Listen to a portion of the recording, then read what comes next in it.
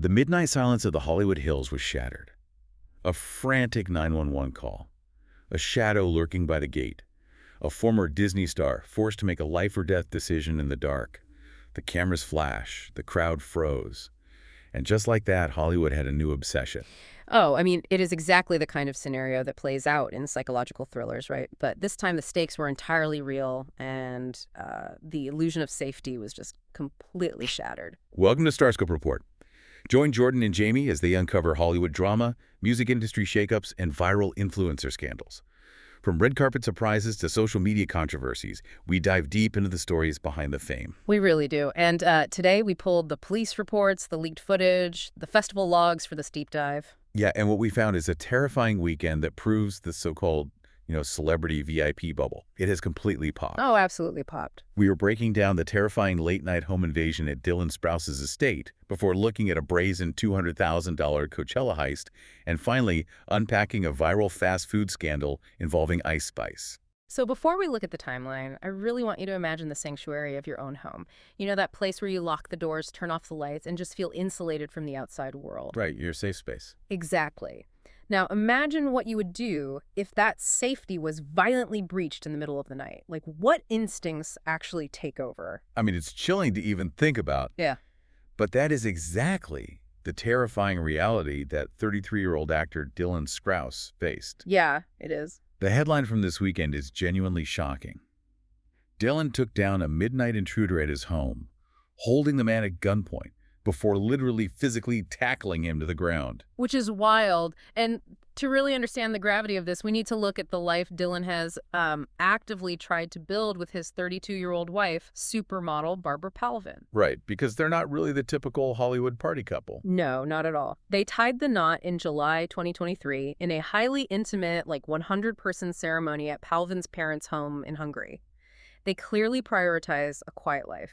Which honestly makes this even more violating. I mean, they moved from Brooklyn to Los Angeles, and since 2021, they've lived in this $2 million, four-bedroom Hollywood Hills home. Yeah, and for anyone familiar with the LA real estate market, a $2 million house in the hills is not a mega mansion. No, not even close. It's relatively modest, It speaks to them wanting a normal existence, away from those massive fortresses we usually see A-listers buy. But that desire for normalcy comes with an inherent vulnerability. I mean, they aren't living in a sprawling compound with a dozen armed security guards patrolling the perimeter. Right, there's no private militia outside their window. Exactly. It's a private residence, sure, but one that is still exposed to the unpredictable realities of a major city. And that vulnerability was aggressively tested on Friday, April 17th, 2026. Okay, so let's walk through exactly what happened. It's Friday morning, roughly 12:30 a.m. Barbara is awake and spots an intruder on their property. Just a terrifying thing to see. Absolutely. So she immediately dials 911. And here's where it plays out like a literal movie. Dylan doesn't just, lock the bedroom door and wait for the police. Right.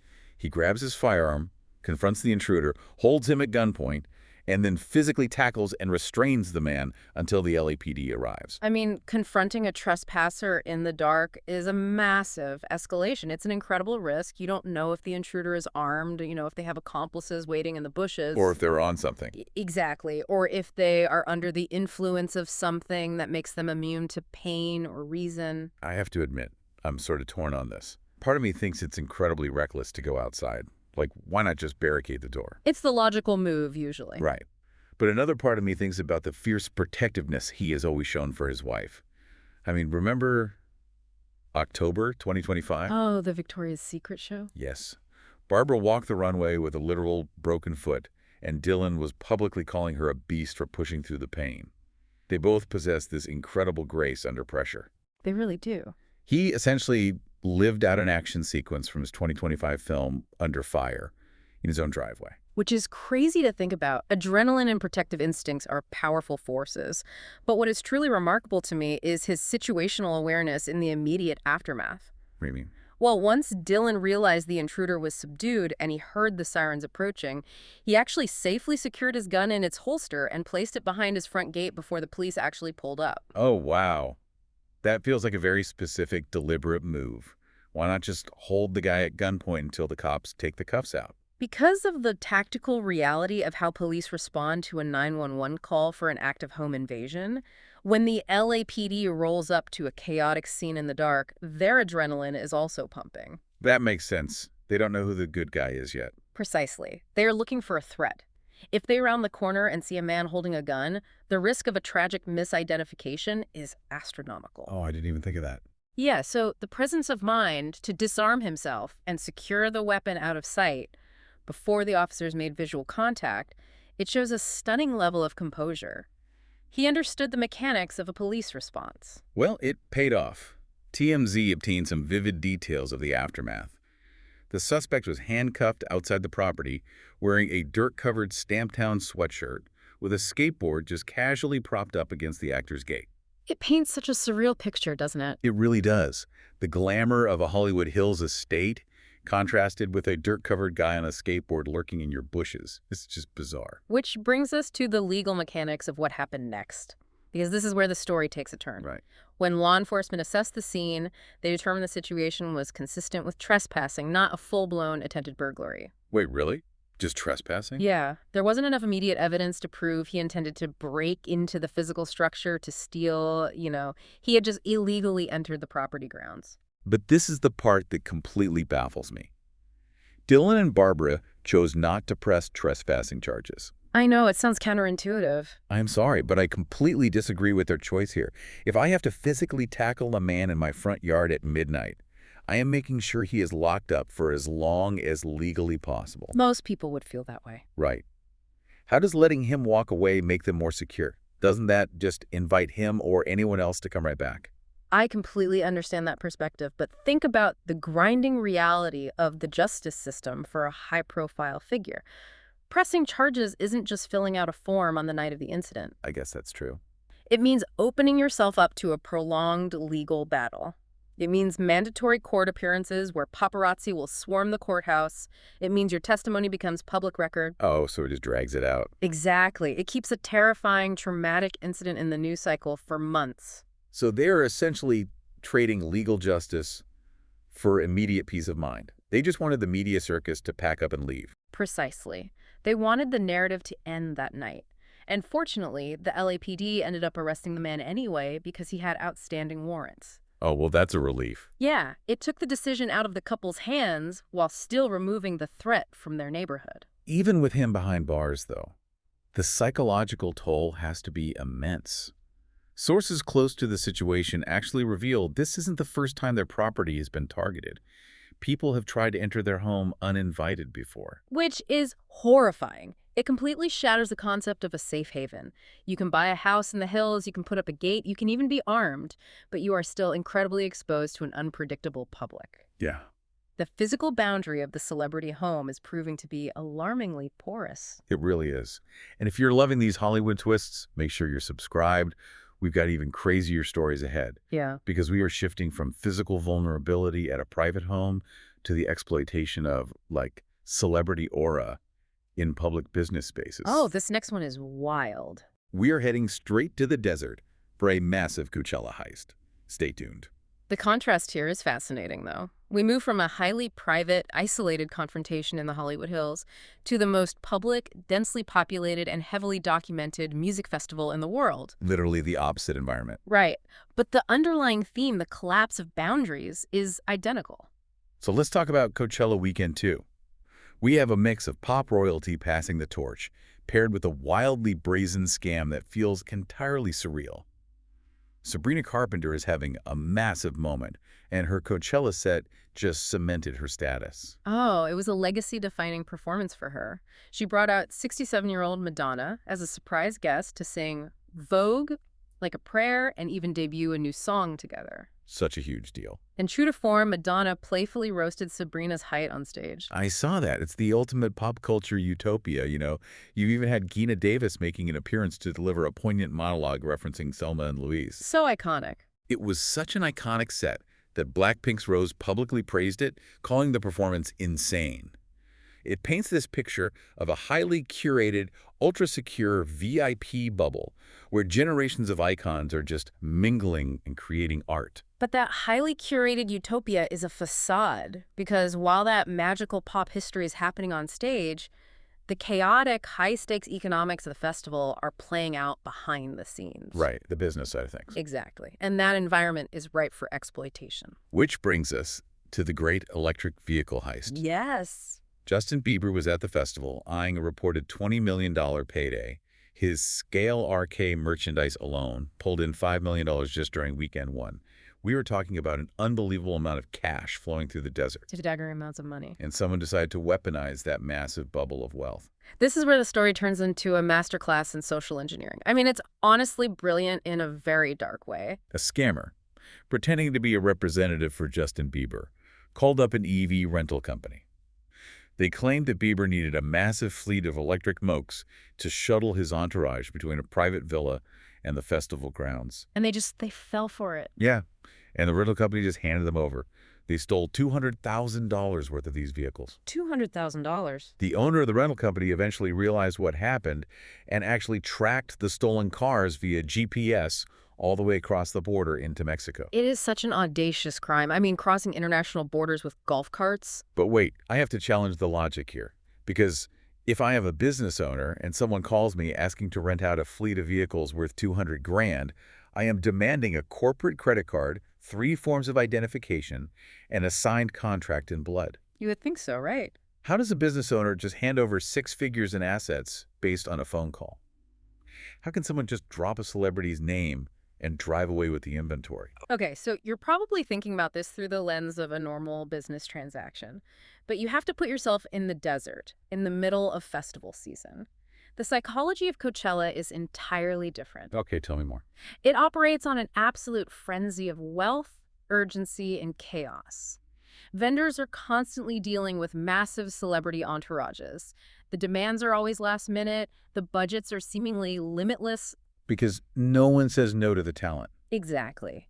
And the pressure to accommodate a star of Bieber's magnitude is immense. The normal rules just don't apply. Exactly. I call this a VIP DDoS attack. Oh, like in computing. Yes. In cybersecurity, a DDoS attack overwhelms a system with so much traffic that it crashes. In the music industry, scammers overwhelm a vendor with the sheer magnitude of a celebrity's name and the urgency of a high-profile demand. That is a great analogy. It essentially crashes the vendor's critical thinking and standard security protocols. The rental company didn't want to be the one who told Justin Bieber no or annoyed his team by asking them to fill out tedious paperwork. Because if you anger Justin Bieber's camp, you might lose out on future million-dollar contracts. The scammer relied entirely on the blinding effect of fame. Yes, exactly. The celebrity name acts as a phantom pass. It bypasses administrative security just as easily as the Intruder bypassed Dylan Sprouse's physical gate. Bad actors know how to exploit the fear of losing proximity to power. It's terrifying that a name alone is literally worth $200,000 in stolen goods. And that's not even the wildest part of our deep dive today. Not even close. Later in the episode, we'll talk about the shocking twist nobody saw coming in a viral fast food scandal. Because if we are tracking this progression from the collapse of physical boundaries at home to the collapse of business boundaries at a VIP festival, our final story brings the danger of modern fame right down to the most mundane public level imaginable. We are going from the Hollywood Hills to the Coachella VIP section, straight into a brightly lit Los Angeles McDonald's. The place anyone can walk into. Exactly. The headline, rapper Ice Spice was physically assaulted inside the fast food chain. It's a jarring shift in scenery, but the underlying mechanisms of vulnerability are exactly the same. A video went completely viral, showing Ice Spice just standing inside an LA McDonald's. Suddenly, a woman confronts her, the situation escalates, and the woman actually slaps the rapper. Just out of nowhere. He was caught on camera from multiple angles and broadcast to millions of people instantly. Ice Spice is reportedly pressing charges against the woman, but the attacker is already attempting to flip the script, claiming she only struck the rapper because Ice Spice allegedly hurled insults at her first. This incident perfectly synthesizes the ultimate cost of modern fame. If we connect the dots between Dylan Sprouse, the Justin Bieber Coachella scam, and Ice Spice, we are witnessing the total systemic collapse of the boundary between celebrities and the public. The physical walls don't work, the administrative systems don't work, and public spaces are just minefields. Think about the historical context here. For decades, there was an invisible and often physical wall between the famous and the everyday person, but today... It's gone. Right. Dylan Sprouse has a security gate at his multi-million-dollar home, and a stranger still breaches it, forcing a violent confrontation in the dead of night. Right. Justin Bieber has layers of administrative security and management, but a scammer just uses his name as a phantom pass to bypass all logic and steal hundreds of thousands of dollars. And then you have Ice Spice. She's in a completely public, everyday space. And not only is her physical boundary violated by an attacker, but her narrative boundary is violated too. The entire encounter is recorded and uploaded for global consumption in real time. And that is the crucial difference. Dylan Sprouse handled a very real violent threat in the privacy of his home. He had a moment to secure his weapon, to control the immediate environment before the police arrived. Nobody was live streaming him tackling the guy. Exactly. We are only hearing the details after the fact through police reports and leaked footage. He maintained a degree of control. But Ice Spice had zero control. The moment that slap happened, the narrative was entirely out of her hands. It was viral on social media before she even left the restaurant. It's terrifying how fast it moves. And now she's dealing with a public legal battle where the attacker is trying to use the media circus to claim self-defense. Ice Spice is essentially being held hostage by the spectacle. It just becomes content. Whether you are insulated by the wealth of a VIP festival experience, hiding behind the gates of a Hollywood Hills estate, or just trying to grab a burger in your own city, the public now feels a dangerous level of entitlement to access you. It's like fame itself is a magnet for chaos, and there is no amount of money or security that can actually turn the magnet off. Not at all. You can seek a quiet, grounded life like Dylan and Barbara, or you can be at the absolute peak of pop culture at Coachella, and the chaos will still find a way to break in. Which leaves us with a truly unsettling question about the future of entertainment. I mean, we used to think of privacy as the ultimate luxury for the modern star. Right, buying an island or a massive compound. But if walls in the Hollywood Hills aren't enough, if massive security teams at Coachella can be bypassed by a single phone call, and if stepping into a local McDonald's guarantees a viral physical assault, what is the logical endpoint? It's a dark thought. Will the sheer physical danger of fame eventually force the next generation of pop stars to retreat from public life entirely? We might be rapidly approaching an era where celebrities refuse to exist in physical spaces at all. Like using holograms or something. Yeah, replacing themselves with AI avatars for public appearances simply because existing in the real world has become too dangerous to survive. Something for you to think about. You've been listening to Starscope Report, where Jordan and Jamie uncover the stories shaping Hollywood, music, and pop culture. Thanks for tuning in, and don't forget to subscribe for more stories that keep the stars shining.